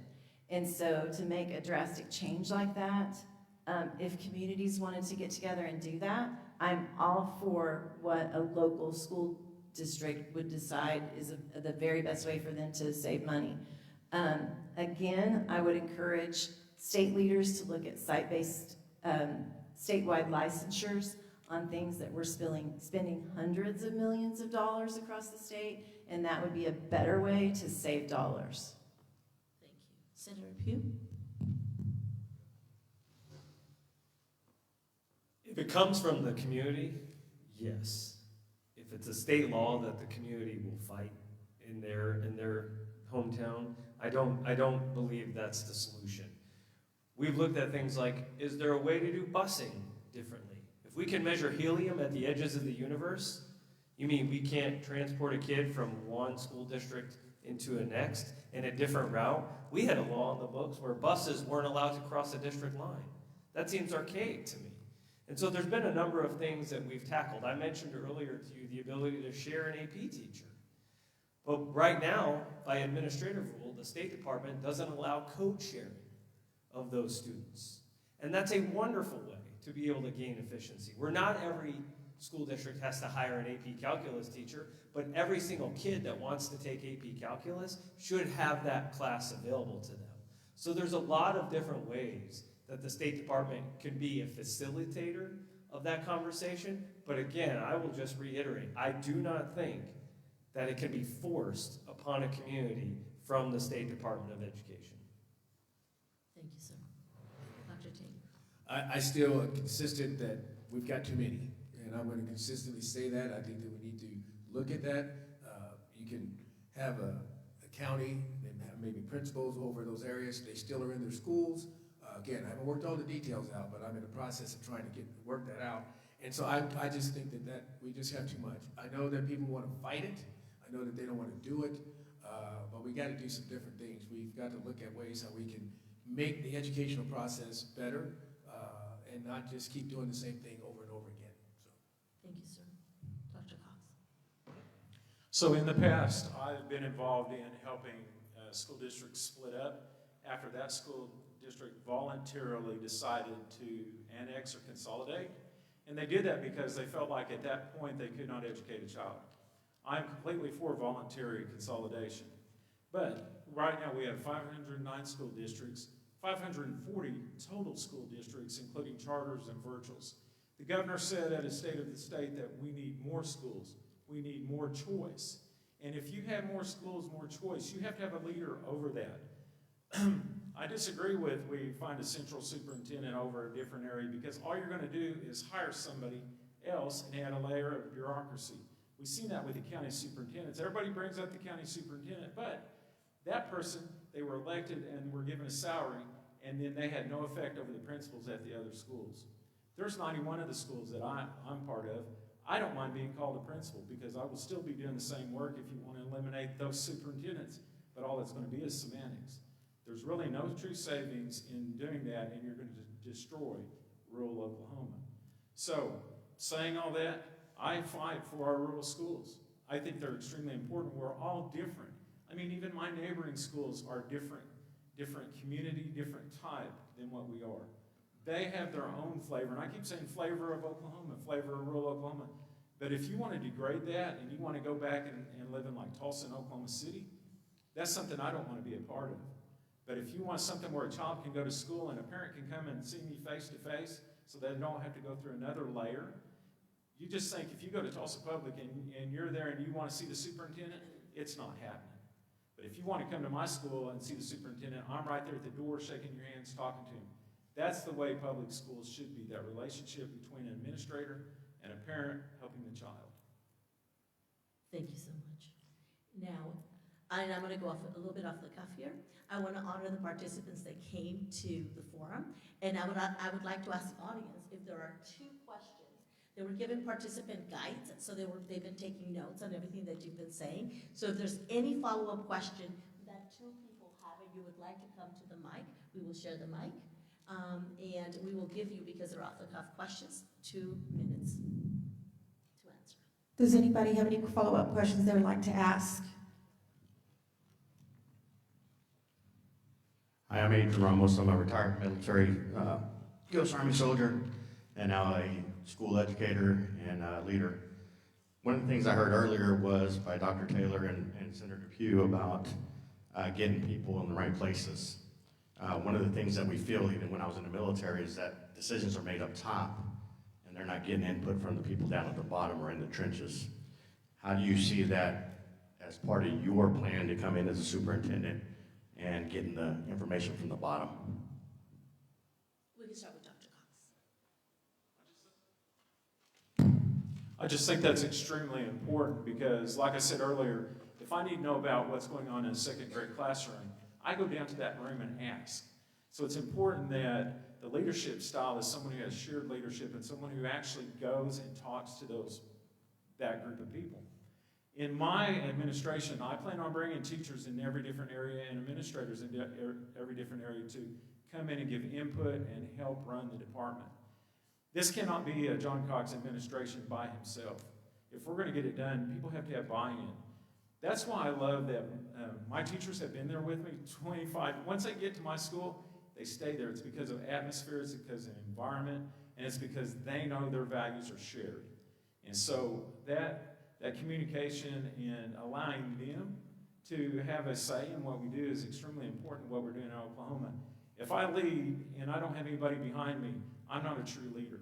I want everybody right beside me, and I make a point to say they're beside me and I'm not in front of them. It's an important statement because I see that in the heart of my teachers, and I know if I can empower them, I can empower teachers all over this state to do the job that they got in there, and frankly, it's just to teach. I mean, to go in there and quit doing all this test prepping and worrying about those things and actually take a child and do projects with them, hands-on, and things that they will remember for a lifetime. So that's an awesome question that you have because it's so important to what I do. It's how I live every day.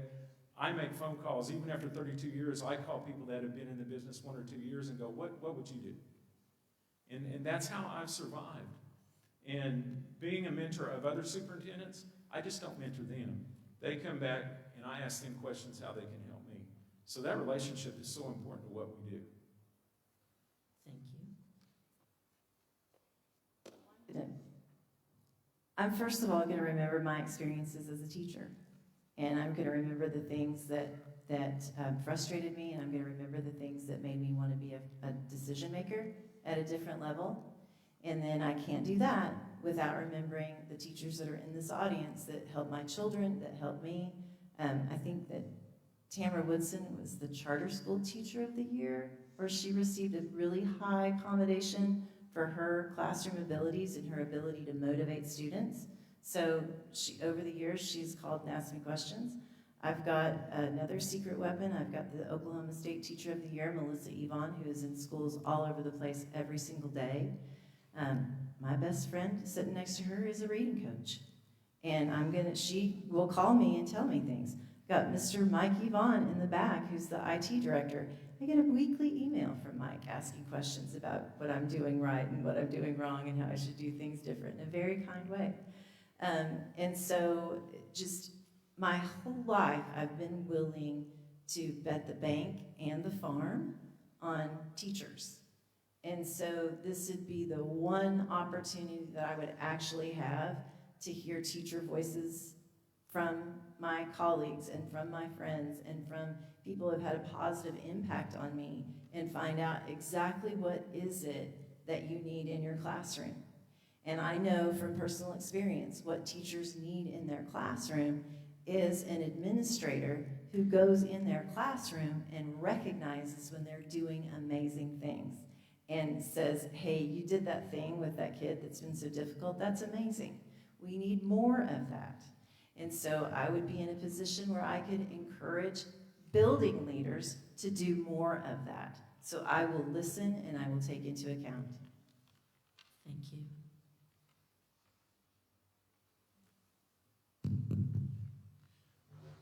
Thank you for the question, sir, and thank you for your military service. I've learned a lot from the leaders that I've had the experience to serve under. I wish I could tell you that every single one of them was a good leader, but they weren't. I've actually learned a lot from bad leaders as well, and what not to do. I mentioned that this job is really a leadership role. Most states don't even call this the state superintendent. You're actually the chief schools officer. You are the executive director of the Department of Education. You are not hiring superintendents. You are not hiring teachers. You are not determining what goes on inside of a classroom. You are leading by putting great people in the right places in the organization, and then they feel empowered to communicate on behalf of 700,000 students and 43,000 teachers and 30,000 support staff around our state. And they're different and unique. And what I have found in my time in the Capitol, when anyone is upset with me, and believe me, if you saw my emails or Tony's emails, we often hear from those people more than we hear from people who think we're doing a good job. But anytime I've got one of those emails, the first thing I do is I write them back and I say, would you mind and come and visit with me? And what I have found is that generally people want to be heard. They want to feel heard. And I think over the past few years, a lot of teachers that are in my orbit, that I have heard from, don't feel like they've been heard. And because of that, they don't feel respected. So when we talk about the morale of teachers, when we talk about the stigma around public schools, I think it has to start with just being willing to say, I hear you. I see you. I understand the issues you're dealing with. And then be honest with them. I might not be able to fix it all for you. Because make no mistake, as I said, we're not going to be able to fix every single problem. But when you sit down with people, maybe even those who disagree with you, and you listen to them, and you seek to be empathetic and understand their issues, and then you work together to solve them, more often than not, I've found I've walked away from those meetings being able to agree on a lot more than we started with. Thank you,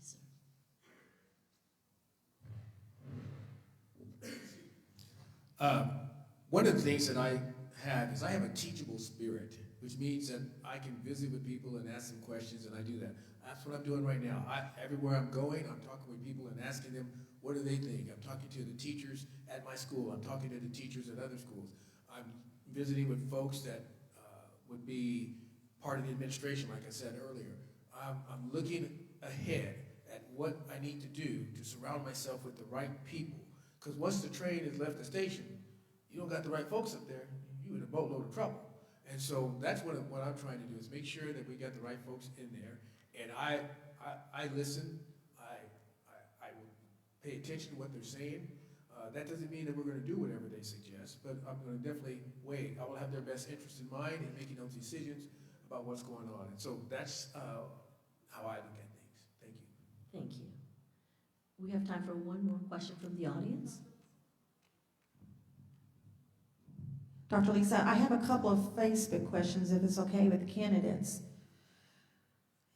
The State Department of Education has proposed removing references to the Creator and the Declaration of Independence, the Judeo-Christian Foundations of America, the Magna Carta, civic virtue, property rights, and capitalisms from social studies standards. I believe they're referring to a meeting that's going to be occurring this Wednesday. They're going to be taking a vote on this. Do you support these changes? And if not, will you work to reverse these changes if elected?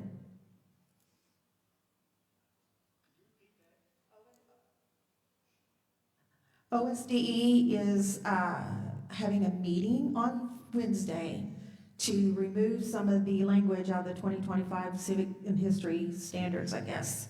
Specifically, there are references to the Creator and Declaration of Independence, the Judeo-Christian Foundations of America, the Magna Carta, civic virtues, property rights, and capitalisms from the social studies standards. Do you agree with them?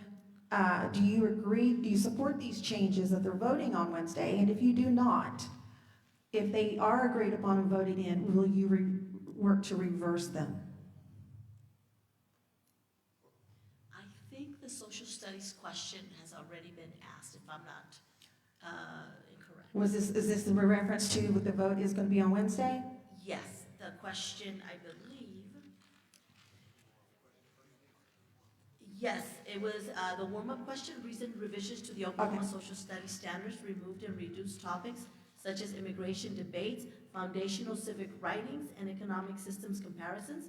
Do you support these changes? And if elected, what principles will guide your decision? So we'll just advise that person to go back, and it was the very first question asked at the beginning of the Yes, recording. it was the very first one. My apologies, I work in the back, so I haven't got to listen as well. So, okay, if the Federal Department of Education were dissolved and Education Authority returned more fully to the states, which federal dollars or programs currently flowing into Oklahoma schools would be affected? How would you ensure continuity of services, particularly for special education, Title I students, and rural districts without expanding state bureaucracy?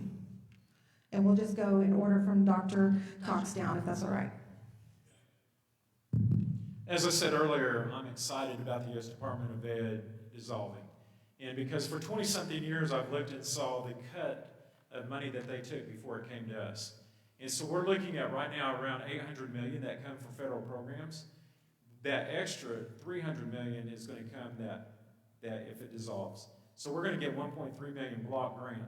And that's why I say you need somebody in this office that actually teaches public school finance, is an expert in public school finances, spent his entire life actually doing the job.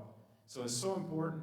It's not going to affect. I think as superintendents out there, we're concerned that it's going to take Title I dollars away from us. It's going to take special needs dollars away from us, which is sorely underfunded, by the way. But so it's not going to do that. And when I'm in there and we have that block grant, we'll still be able to disperse it based upon what the feds did, but we'll have more money to do that. And I just see it as a positive thing because we can use that money for trainings. We can use that money for incentives for teachers. We can use that money to help maybe pay some of their taxes on their income, so maybe that's an incentive to stay. Maybe pay for their retirement, because at my school we pay the 16.5% retirement as a perk to keep them in, which is about a $3,500 increase in salary. So I don't see I just see benefits from it. Now, they're just moving the U.S. Department of Ed into different entities right now.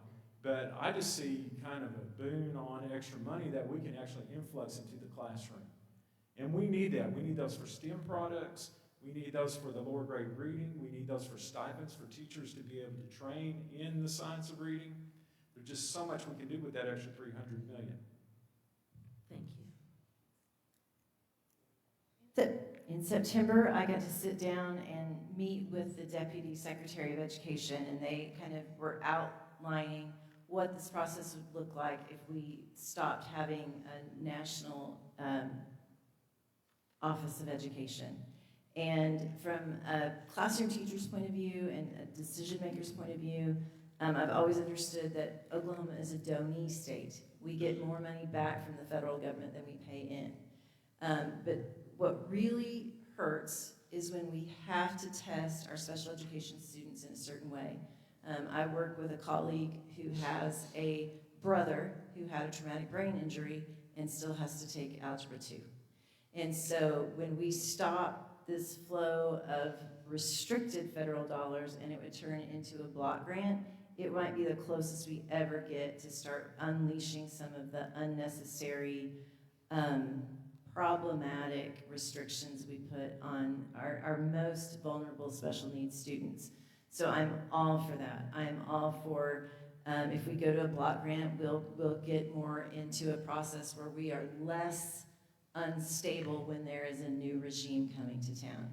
And I'm for that. I'm for the president not determining the laws and how they are affecting our classrooms. Like when we had a different president and it was inappropriate for women's shelters to be 100% protected because we had a president who thought it would be okay for men to be inside women's shelters. We don't have to deal with that kind of stuff right now. So the block grants coming down would, in the future, make things much more stable for each individual school in the state of Oklahoma. Thank you. Senator Pugh. I don't know if I'm an expert in school finance, but for the last 6 years, I've managed a budget of $6 billion in my Senate subcommittee. And so I do have a very good idea how the $4.1 billion flow to our K-12, how the $1 billion that goes to our education system, and how the ad valorem mixed with state dollars works in our career tech. What has taken Republicans so long to get rid of the Department of Education? I feel like we've been talking about this since the 1980s, and it's about time. Every 2 or 3 weeks, I fly to the Capitol in Washington, D.C. to meet with the Department of Education. Because although I may not be an expert in school finance, they call me and invite me to come and make sure that the state is prepared. And this is my biggest concern. The only state in the country that currently gets a block grant for K through 12 dollars is Iowa. And they just got it about 3 weeks ago. We are not currently structured to handle an influx of money from the federal Department of Education and allocate it properly. Our current State Department of Education is ill-prepared, and that's nobody's fault. It's just not the way we've done business. And so Iowa's worked years on this plan, and it required a waiver. And the truth be told, if we do get a block grant, we're not going to get an extra $300 million to just spend as we see fit. If anything, the federal government's going to give that money and save some, because that is what they have done, and that's actually what they should do. That is what they've done in every other area of law where they have given a block grant. So we absolutely need to be thinking about what does a block grant look like for the state of Oklahoma. And I know this, you're probably no fan of No Child Left Behind. You're probably no fan of Every Student Succeeds. You're probably no fan of Race to the Top. And so I think it just starts there. Just not having the federal government hang those dollars over us and make us do things that are counter to our values. And we'll build out an infrastructure and we'll work with school districts to make sure that those dollars get to the classroom and to the kid to serve those families. Thank you, sir. I think that Oklahoma people have the ability to take care of themselves. Whenever you get government money, there's always strings attached to it. There's always going to be something that you got to do with those things.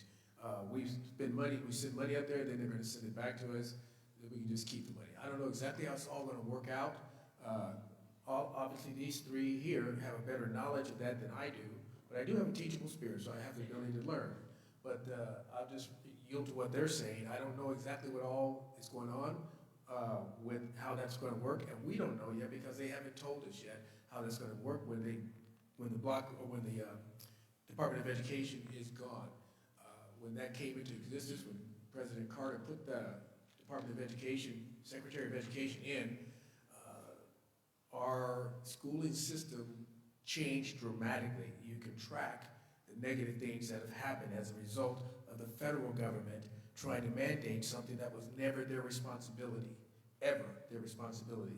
The education has always been a local situation, and then they made it a public, national situation, and that has changed things. So this is a good thing. I've been literally, so to speak, preaching on this issue of getting rid of the Department of Education for years, as long as they came in when Carter put it in. I think it was in '79.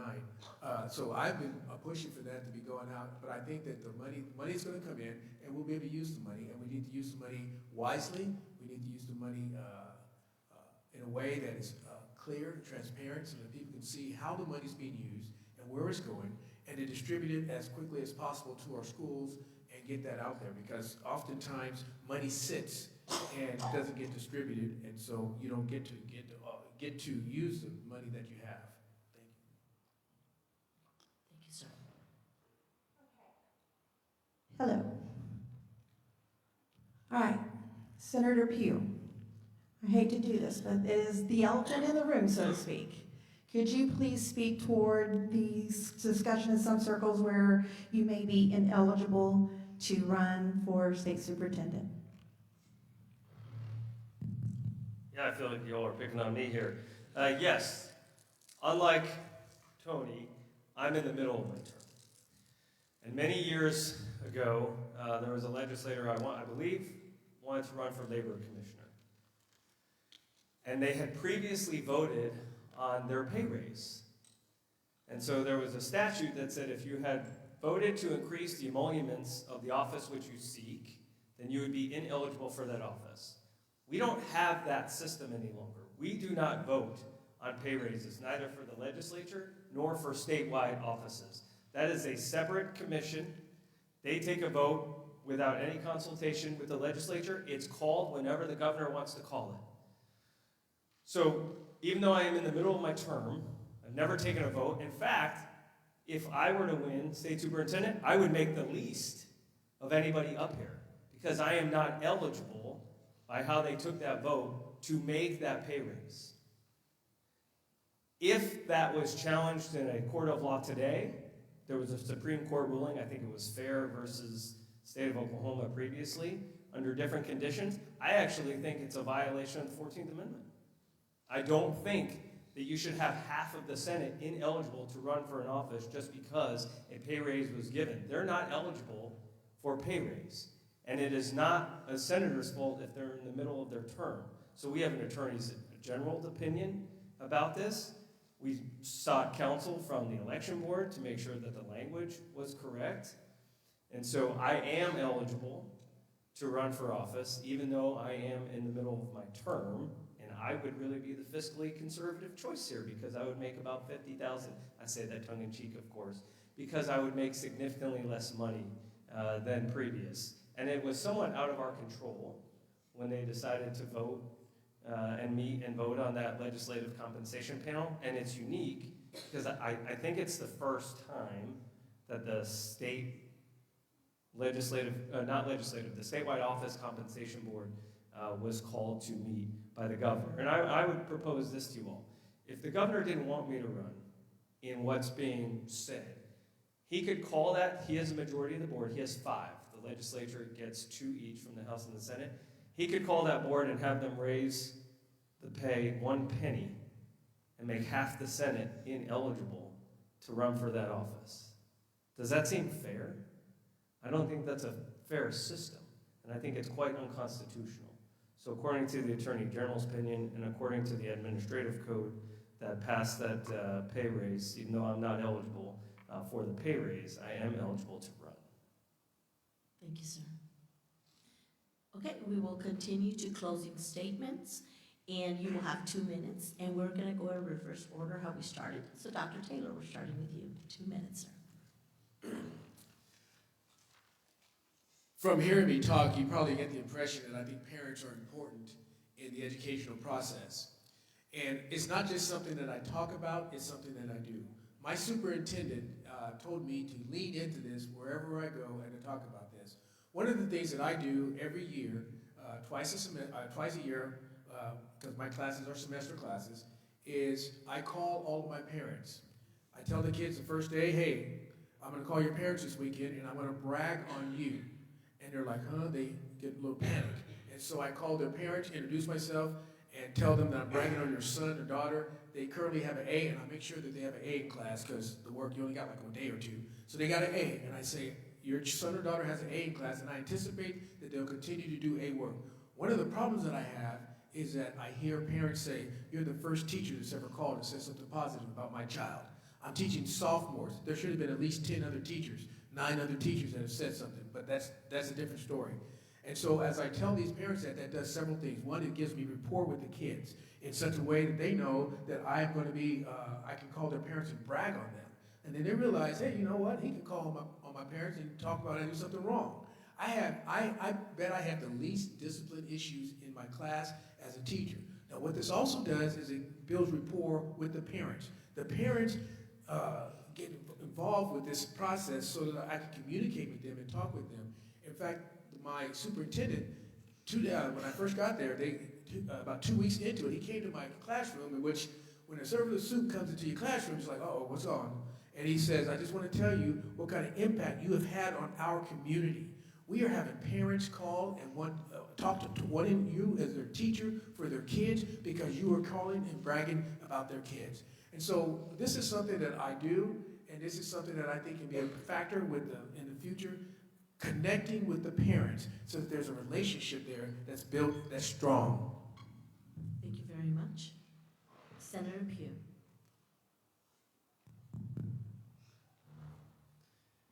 In September of 1992, I walked into my AP Civics course as a freshman in high school, and I fell in love. No, it wasn't with the cute girl sitting next to me. It was with civics and history and political science and government. And it was all because I had an amazing teacher, Santina Lonergan, who taught me to fall in love with our history, who taught me about America's history, who taught me about how to get involved. And we did student-led debates, and we talked about current events.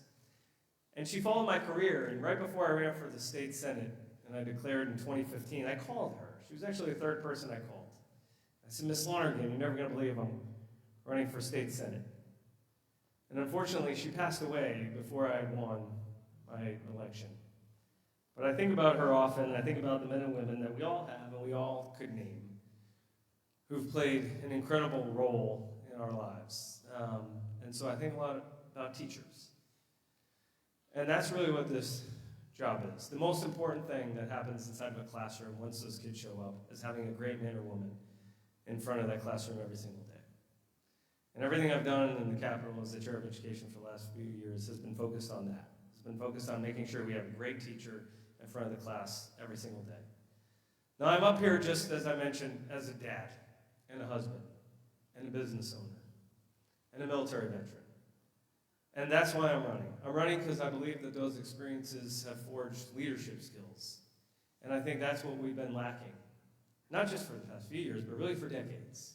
Leadership in the Department of Education. And it's a different paradigm than just being a superintendent. You're leading a multi-billion-dollar agency with 400 plus employees to support all those schools and students and teachers and parents. And that's what I'm going to lean on through this campaign, and that's what I believe the state of Oklahoma needs now. Thank you so much, Comanche County, for having me tonight. Thank you, sir. Well, since I got to the legislature when I was a little freshman person, I was the vice chair of the Education A&B Committee, and my chairman didn't really understand school finance. So a big responsibility of mine was managing the then $5 billion budget on the House side. And I continued to do that until about 4 years ago when I was thinking about running for the state office again. And so I set aside those duties and I started focusing on other things. It took me 2 sessions to pass the Saving Women's Sports Bill to keep boys out of girls' sports. Then it took me 2 years to pass the Women's Bill of Rights, where we decided exactly what a man was and exactly what a woman was, because in Oklahoma, biological reality and biblical truth matter to Oklahomans. It also took me a little bit to pass the gender surgeries bill so that we're not giving hormone injections and we're not practicing life-changing surgeries on children. Those are difficult. And passing bills like that required me to be a stalwart leader. I had to fight people I didn't know existed. A few years after that, I started working on domestic violence issues. And then I started fighting internet predators and people who preyed on children.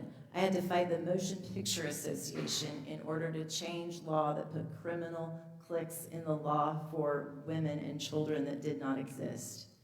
And those have been really difficult things. And I can take all of that toughness and all of that strength and go and be a leader for teachers. I'm a proven leader of teachers, I'm a proven leader of students, and I'm a proven leader of Oklahomans. I would love to have your vote so I can be the next state superintendent. Thank you so much. Dr. Cox? Well, first of all, thank you so much for being here tonight. I just love to see that you care about what we do. You know, on a personal note, I've been married to my wife, Rhonda, for 32 years. I'm a dad of 5. I have 6 grandchildren. And then, like I said earlier, I've got 2 babies that are coming this year. What are we going to do for them? We are in a mess in public education. We have to get to work to make public education the choice. I need my little 5-year-old grandson, I need to be able to say, yeah, take him to public school. As a 40-year veteran of public schools, I need to be able to say that. I need to work so hard that we can say that all across Oklahoma.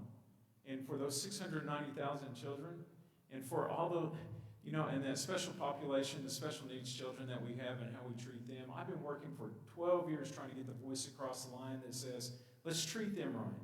Let's don't make them take all these tests. Let's do something that's purposeful for them. And these kids that are in high school that, you know, they're in that 80%, but they're that other 40 that really need the help to push them across the line to give them a great life. You know, I've just been doing this, you know, for a while now. And I have the experience.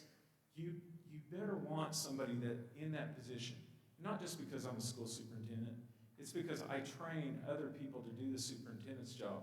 The 5 courses that are required by law to do that, I've taught all those. Graduate level research, I've taught that.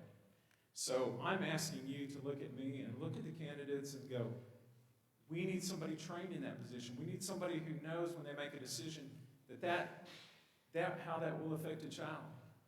So I'm asking for your vote on June the 16th. I'm asking for your support right now.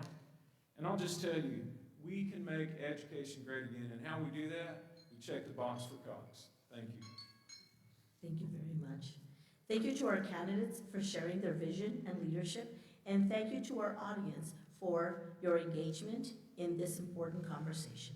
Public education is one of the most important responsibilities we share as a state, and informed voters are essential to its future. This concludes tonight's forum. Thank you for a wonderful evening.